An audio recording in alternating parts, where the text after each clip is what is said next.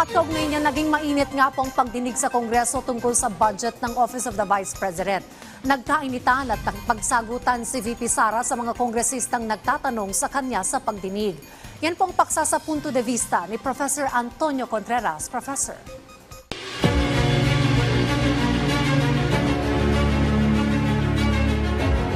Maraming salamat, Dayan, at magandang umaga sa inyo lahat dyan sa studio. Demokrasya po tayo. At meron tayong tatlong branches ng government. Ang executive branch, ang legislature, at ang judiciary. Trabaho po ng legislature ang mag-check sa kapangyarihan ng executive branch. At isa sa gawain ito ay ang usisain ang budget na pinapanukala ng executive. Ang Office of the Vice President po ay kabilang sa executive branch. At malinaw, nagkakampanan at ginampanan naman ng Kongreso ang kanilang kapangyarihan at ang kanilang obligasyon na uriratin o busisiin ang budget na ito. At responsibilidad o duty ng Vice President na ipaliwanag ang kanyang budget. Sapagkat ito ay hinihingi niya sa bayan. Ang Congress ay mga kinatawan niya ng mamamayan. Ang perang pinag-uusapan dito ay galing sa bulsa ng mga mamamayan.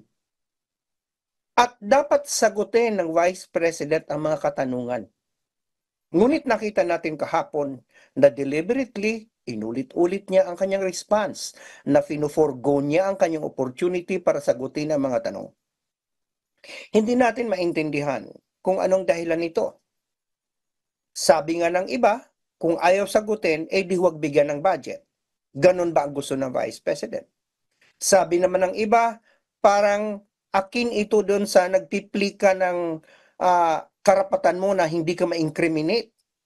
Sapagkat meron tayong karapatan na ganon. Bakit? Meron bang incriminating sa budget ng Office of the Vice President?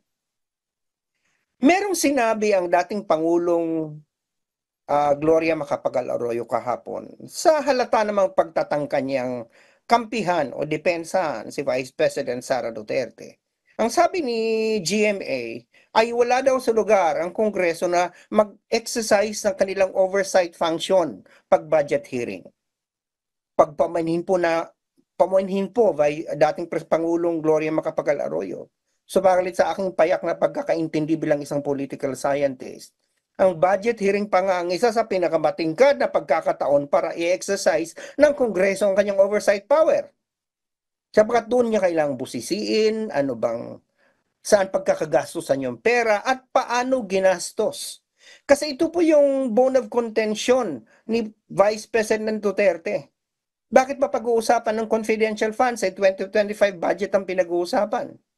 So bakit kabilang po dyan ang performance ng opisina mo? Paano mo ginastos ang perang inilaan sa iyo nung mga nakaraang panahon at kasama na po dyan yung confidential funds? At nilinaw naman po yan ng chair o ng vice chair ng committee ng presiding officer na si Representative Stella Kimbo. At ang isa pang hindi naging maganda sa actuations ng Vice President kahapon ay yung isuggest niya o mag-request siya na palitan ang chairperson o ang presiding officer, sapagkat vice chair lang naman si Stella Kimbo. Palitan yung presiding officer ng budget hearing. Nakalimutan yata ng ating vice president na hindi po siya vice president na siyang nagdidikta sa kanyang opisina. Hindi po yun opisina niya, yun po ay co-equal branch of government. Kongreso po yun at walang karapatan ang Vice President na siya ay resource person lamang para diktahan o kahit mag-suggest o mag-request na palitan ng presiding officer. Tama po ang sinabi ni Representative J. Kong Hoon ng Zambales. Parang pinakita yata ng Vice President ang kanyang tunay na kulay nung hearing kahapon. Nakalulungkot. Sa September 10, ipagpapatuloy pa ang pagdinig, sapagkat hindi po dinesisyonan ng Kongreso, ng committee, ang budget niya.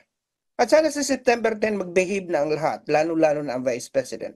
Sapagkat sabi nga ni Representative Kong Hoon, we are a democracy. We are a republic.